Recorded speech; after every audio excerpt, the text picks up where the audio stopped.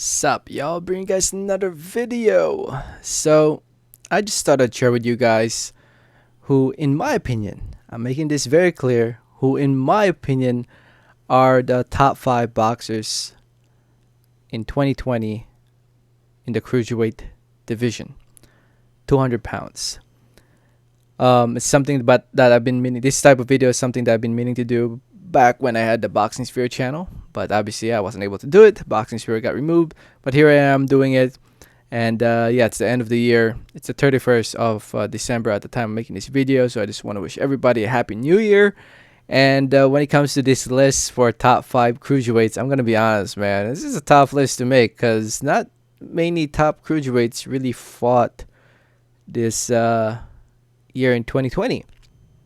Not that many. And I was looking at the list and I was like, yo, who can I put at 5 like, or number 4? And I'm gonna be honest, man, I just picked some random fighters for number 4 and 5. But you know, it was still an okay year, I guess, for the cruiserweight division. I mean, obviously with Corona, it kind of delayed some fights. It canceled fights. Fighters weren't able to get fights. You know, coronavirus affected everybody. You know, there's a reason to why 2020 hasn't really been the best year for everybody, including the sport of boxing. But it is what it is. Here are my top 5, starting with number 5 with Aleksandr Egorov from Russia. 29 years old, undefeated, 11-0, 7 wins coming by way of knockout TKO. Yeah, he fought once this year against Vasil Dukar. I'm gonna be honest, man. I don't really know much about Egorov. Like I said, I honestly just was looking at this list and I was like, who the heck can I put at number 5? And I saw Egorov, who's undefeated, who fought once this year against a decent record fighter with 8 wins, 2 losses. And I was like, all right, it's gonna be my number 5. At number 4, I went with Alexei Papin. I've heard of him before. I've seen clips of him before. He fought once this year against Ruslan Pfeiffer, who had 25 wins and 1 loss going into that fight, and he beat him by TKO. You know, it's a pretty impressive win considering that he was losing that fight, and you know, he stopped Pfeiffer by 6-round TKO, and you know, he won his 12th pro fight, and he's coming off only 1 loss against Makabu in 2019. So it was a very good rebound fight from Papin in 2020.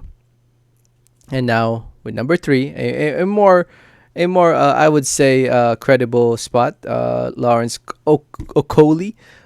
He was supposed to fight Kaunaski. That was supposed to be a damn good fight in the undercard of Joshua versus Pulev, but Kaunaski tested positive for the coronavirus, and Okoli ended up fighting Nikodem Jezowski, who was undefeated going to the fight. But Jezowski, you know, nobody really knew who he was, and he ended up getting stopped easily in 2 rounds by Okoli. And Okoli won the vacant WBO International Cruiserweight title. And hopefully 2021 will be a better year for him. Hopefully that the Kaunaski fight can still happen, because I still would love to see that fight. So yeah, number 3 I have Okoli. At number 2 I have the Congos, Ilunga Makabu. Makabu fought twice in 2020 this year against Michael Cislak. I apologize if I'm mispronouncing that name. And Duro Dula over in his home country of the Republic of Congo, the Democratic Republic of Congo, where he won by unanimous decision against Cislak and TKO against Duro Dula. He gave Cislak his first loss, and he stopped Duro Dula in 7 rounds.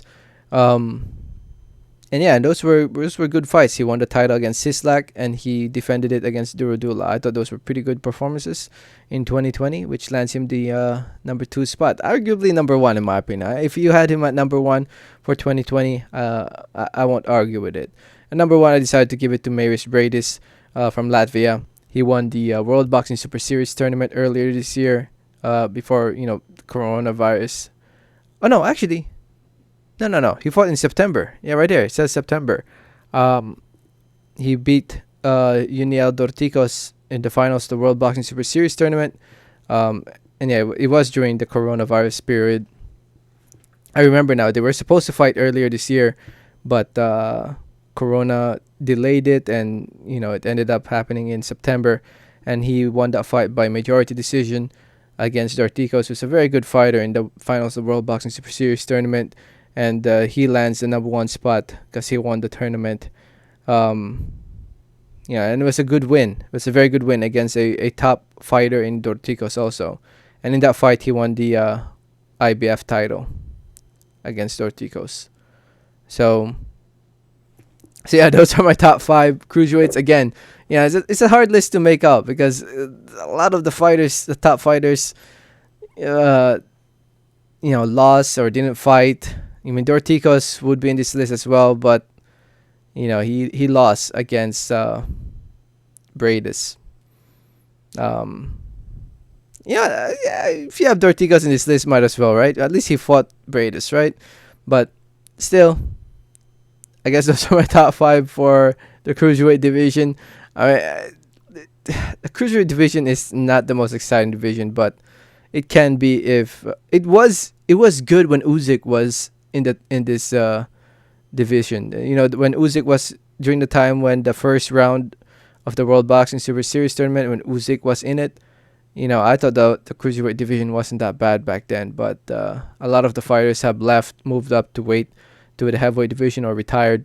It's kind of gotten weaker this year, 2020, and last year.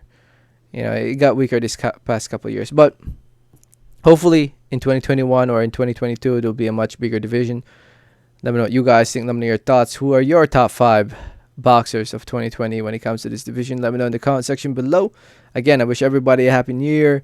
Don't forget to subscribe for more boxing, and please hit that like button. It really does help out the channel. It helps out the video. I'd really appreciate it. Alright, thanks.